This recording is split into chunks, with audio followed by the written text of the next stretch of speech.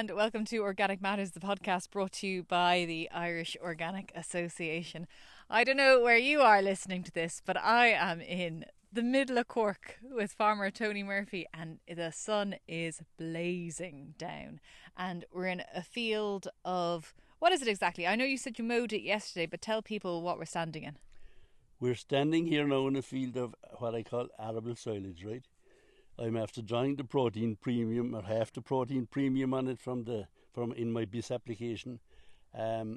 It's a mixture of oats and peas, and now, roughly 50-50. Farmers will know the protein, and then I know BIS, the basic income supports measure. But in terms of the peas that you're talking about, they're the protein in it for anyone who's unfamiliar with it. Yeah. And it's quite important for Ireland to grow more protein crops because we don't grow enough of them, and we import an awful lot of things like soy for protein feed for animals. So this pea mix that you have here, will that be going to feed animals, or what will be happening to it? It's grown for silage.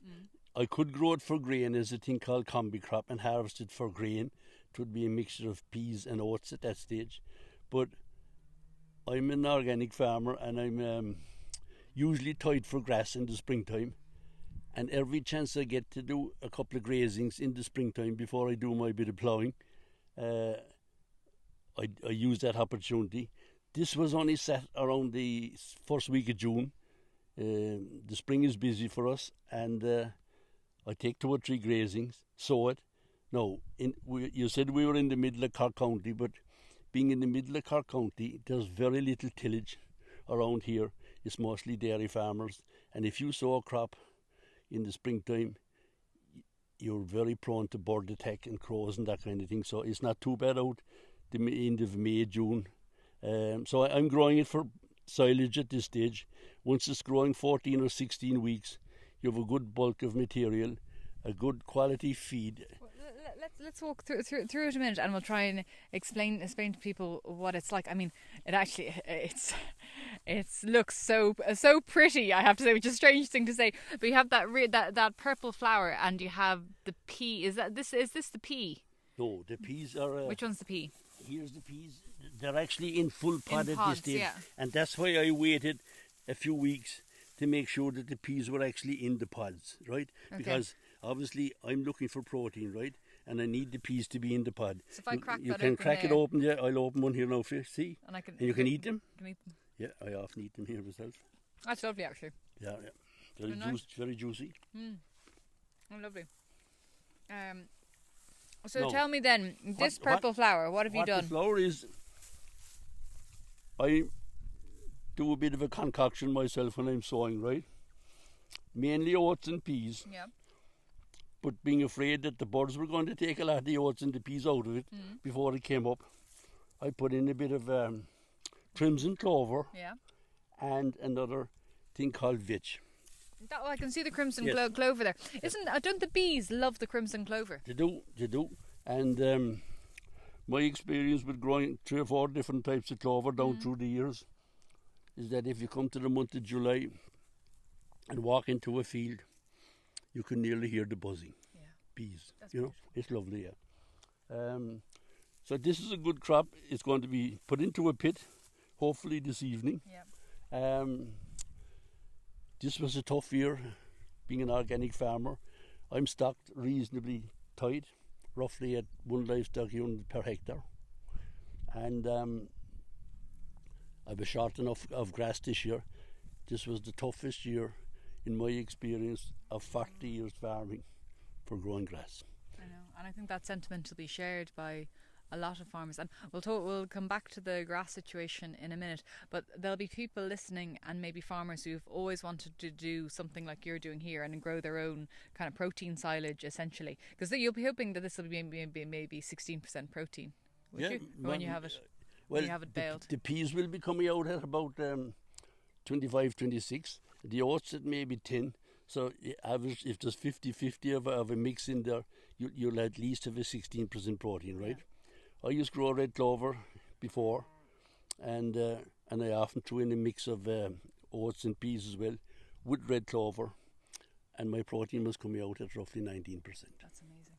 And I guess, for people who might not be familiar with the system, organic feed is very expensive. So what you're essentially doing is you're creating your own organic feed. So that's very helpful. But in terms of getting this crop into the ground, you mentioned ploughing, but take me through it step by step. What was here just beforehand, what kind of plough do you use, what kind of plough depth are you into, and then timings of sowings as well. Just break it down for people. Okay. This field has been in grass for the past 4 years. Prior to that, there was oats and peas here as well. So we're back into a tillage crop for a couple of years after a 4-year type of rotation. The procedure is that, as I said, I'll take a couple of grazings off it in the springtime, be it for sheep or cattle. And when it comes to the end of May, when the pasture is nice and tight after being grazed tight, it'll be ploughed.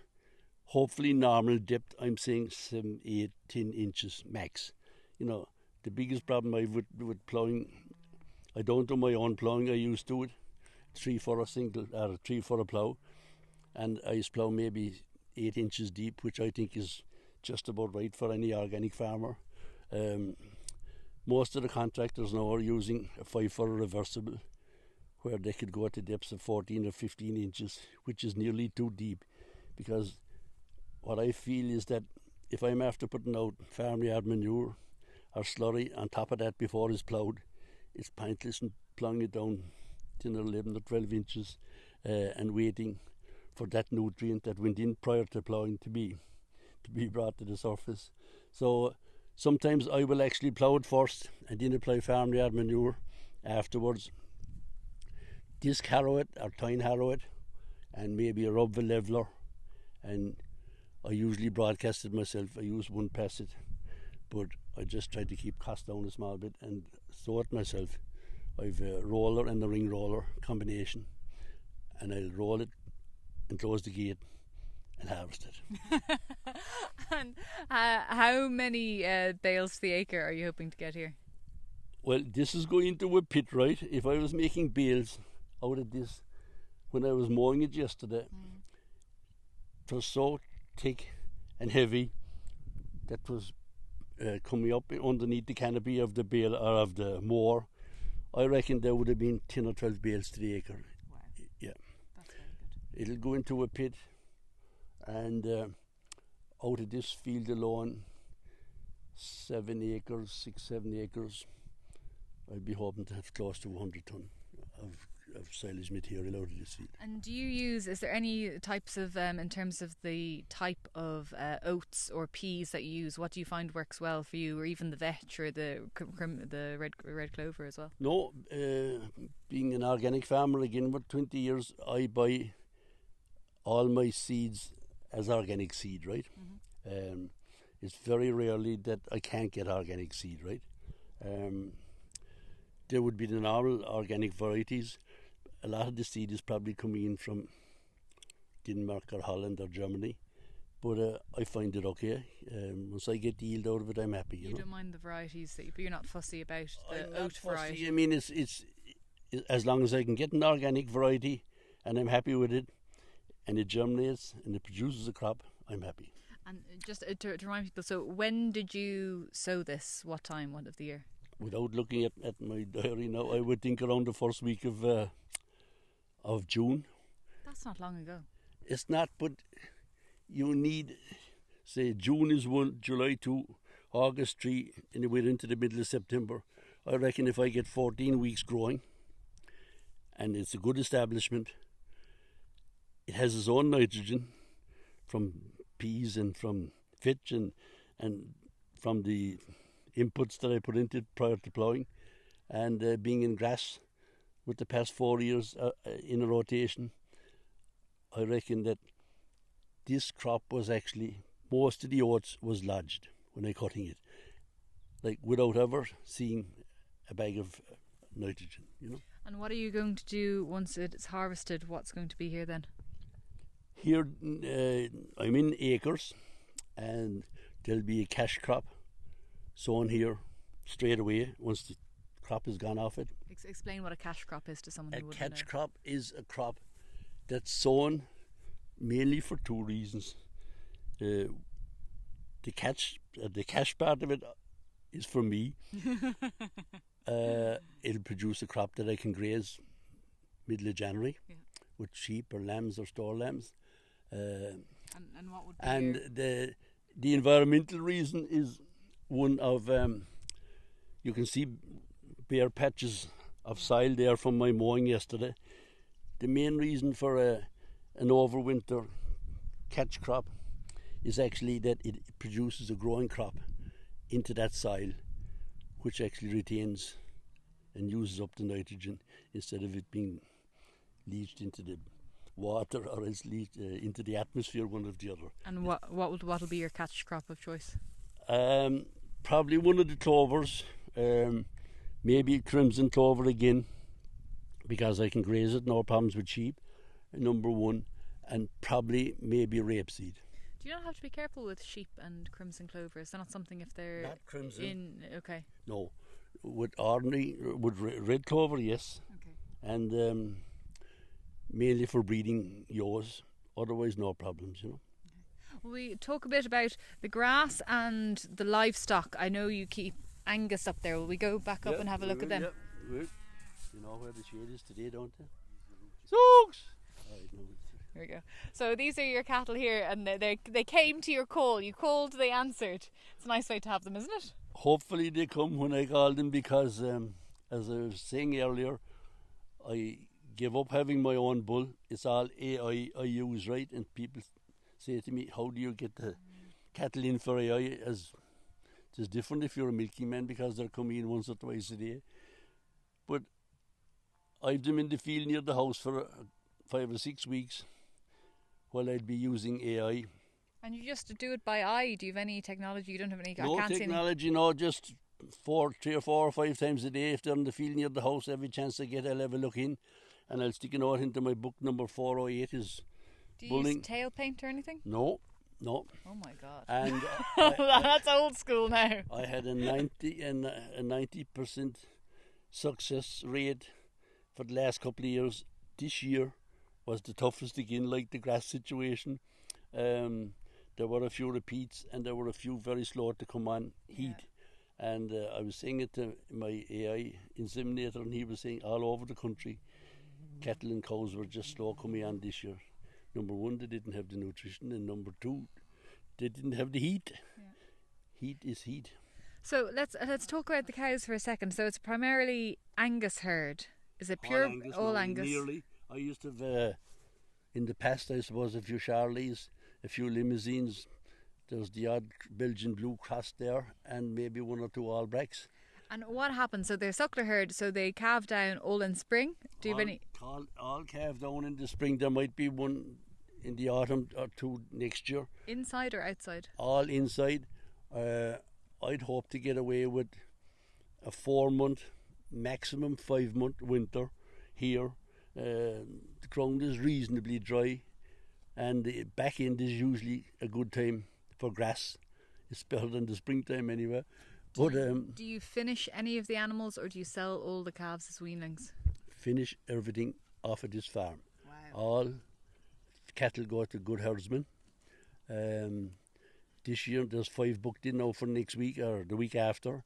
There was 5 went there in July, and there'll be 5 again, 6 maybe December, or maybe 5 to 10 in January, depending on growth rates and carcass weights and that kind of thing. And do you stagger your calving then to match that? No, the mow calving is in February, March kind of thing? Starting around the middle of February and hopefully being finished by the middle of May at the latest. And how do you find the organic prices? Are you happy enough with what you're getting? Generally happy enough. I mean, there were tough years where the price of finished cattle was poor anyway. But I mean, realistically, most people, non-organic or conventional, are getting €5 a kilo plus now, and I'd be pushing up towards €5.80, €6 maybe, hopefully. It's good, yeah. A 400 carcass animal is coming into good weight. Now my carcass weight average would be about maybe 330, 340. And heifers would be that bit lighter, yeah. And what kind of grades are you getting? Usually R's, a few O's, very few P's, hopefully. But I find grading tough enough, and I'd be hoping to get R's or O's, and at least a finish or a fat score of 3. I'd be disappointed if I didn't get a 3, and disappointed in price as well, because we're paid on the grid, which is based on confirmation and fat score, and you'd be hoping to get as much as possible for each animal that you finish. And talk about docility, they're up right here, all up around us, just having a little nose, wondering what we're at. We're talking about you, that's what we're doing. And in terms then of finishing them or getting to them to the carcass weights that you want to, what do you feed them? Do you feed them? Any animals that's sold off grass in the summertime, be it July up to October, no concentrate feeding whatsoever, right? Pure grass only. And I'll handpick my animals. Number 1, she's going this time. Maybe this finish. Maybe one at the back. And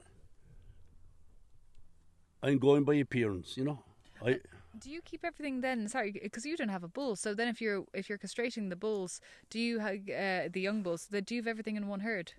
Everything in one herd. Oh, that's very handy. I tell you, and I've been at a few regenerative farming operations where people, especially going back to the States now, where everything is in one herd, right?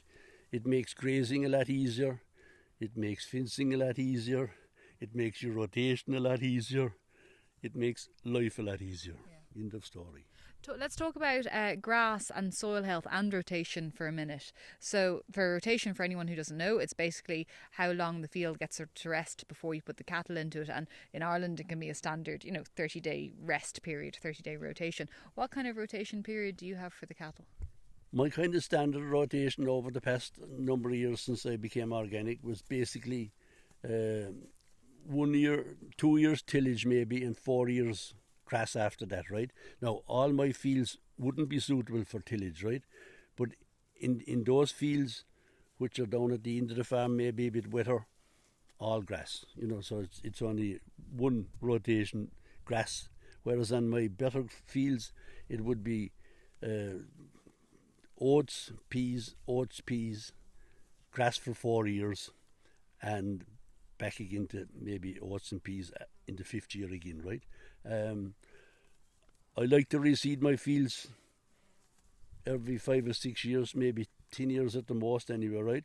I like to keep my soil mineral status, lime status fairly right with soil sampling and putting out lime. This farm would get roughly 40 tonnes of lime every year without ever soil sampling, right? Purely as a maintenance dressing, right? My soil pHs would be up in the region of 6 to 6.2, maybe 1 or 2 fields, maybe 6.5, right? I'm a believer as well in soil health, in that, in other words, the livestock under the ground is as important to me as the livestock above the ground. And what I mean by that is, look, earthworms and protozoa and fungi. In other words, a healthy soil, a good live soil, right? And I can know that if I'm ploughing, if I can see a good few earthworms in the ground. And particularly in the month of February, when the stock are gone off the land, I walk my fields fairly often, and I look for worm casts on the ground, right? And if I see plenty of worm casts, that is my fertilizer, and I have fields that are nearly soft to walk on because there's so many worm casts on top of the ground, But this year was tough. Well, this was a tough year, a wet year, and I'm not sure. Cold summer, I think, was that part of the issue? I'll tell you the main issue, right? And I actually went to find out about it, being an agricultural advisor and ACA advisor myself. And I said, what's happening? I watch the weather forecast every Sunday, both RTE and BBC, and I plan my week depending on what kind of a week I'm getting. And this year, my soil temperatures were all up in the middle of June, July, 15, 16. I don't think they were hardly ever as high, right? But no grass growing. And you might ask, what's wrong? I decided to do a bit of investigation myself and found out that, look, whether it's climate change or what, all this year we had a northerly wind blowing down from the Arctic, right? That wasn't actually cooling down the soil temperatures, because what I learned in my investigation is that those soil temperatures are 5 inches below the ground, right? At the growing point on top of the ground, the soil temperatures were 5 or 6 degrees below that due to the north wind, right?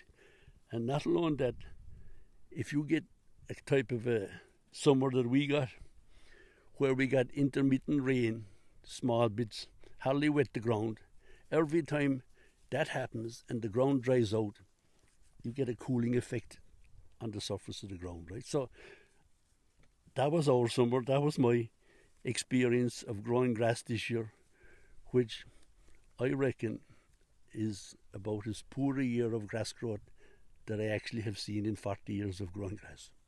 And you mentioned as well, you became organic 20 years ago. So you must have seen a lot of changes since then, have you?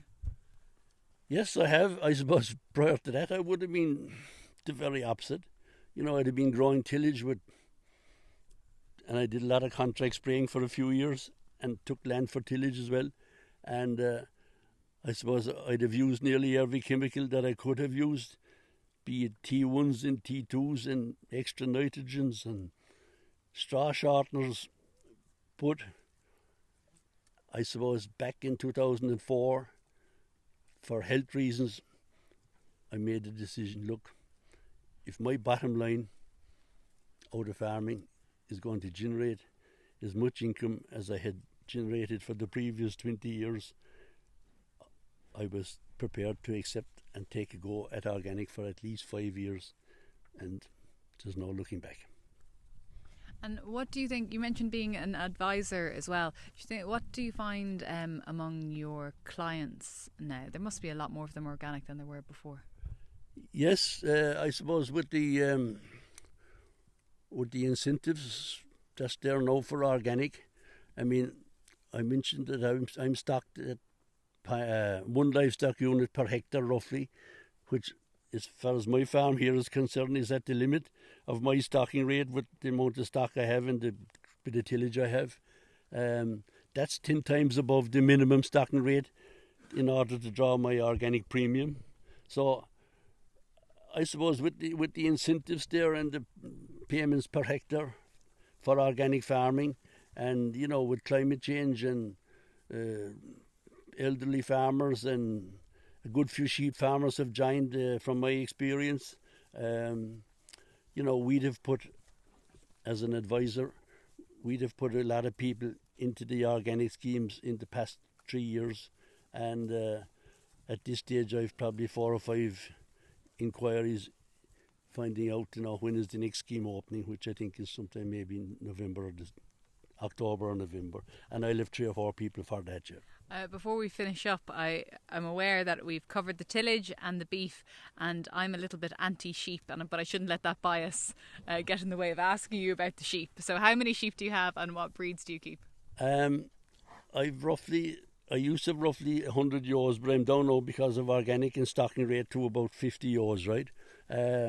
My breed would have been, before I became organic, would have been mainly Suffolk.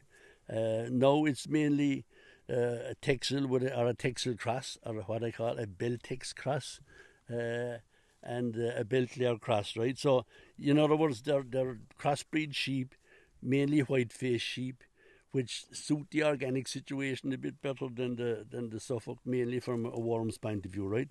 I mean, I hardly ever worm. These cattle in front of us at the moment, right, were never wormed. Some of them were never wormed in their lifetime, right? And you might say, how do you get away with it, right? Well, if my animals are performing, I'm happy enough. I just don't go by appearance. I take a few dung samples every so often, right? I'm in the sheep welfare scheme and sheep improvement scheme, and part of that is taking dung samples and for worms at least twice a year, but I might take it 3 or 4 times a year, right? The first samples I took from my sheep back in July, or end of July, August, came back as good as clear, no worm eggs whatsoever, right? The last sample I took last week, because I've seen a few sheep with a bit of loose dung, I said, take a sample. I had to take a second sample one way or the other.